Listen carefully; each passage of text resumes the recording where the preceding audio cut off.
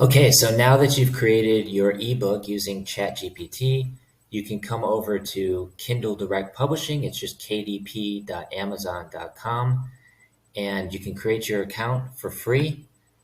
And then after that, you can simply sign into your account.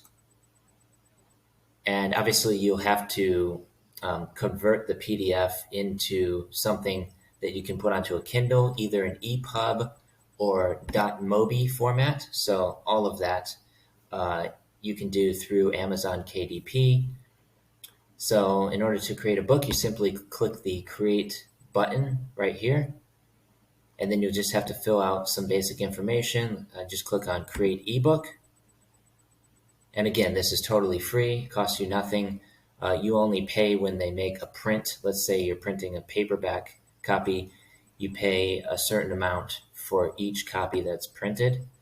But all you have to do is fill out your book title, subtitle, author, description, publishing, keywords. This is important so that it starts ranking on Amazon.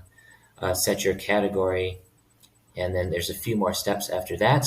Once you've done that, you will have created your first ebook on Amazon. So this is exactly what I've done here. This was created with ChatGPT. So I've got the Kindle ebook and then also the paperback version as well. And I'm starting to get some sales of the book slowly but surely. So that's how to actually put your ebook up on Amazon. This one's only 27 pages, so I'm thinking about maybe making another one that's a little bit longer. But yeah, that's pretty much all there is to it.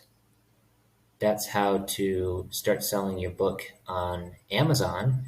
And in the next course video, I'm going to show you how to put it up for sale on another platform called Gumroad, which is free and it allows you to sell digital products online. So that's in the next course. I'll see you in the next video lesson. Thanks for watching.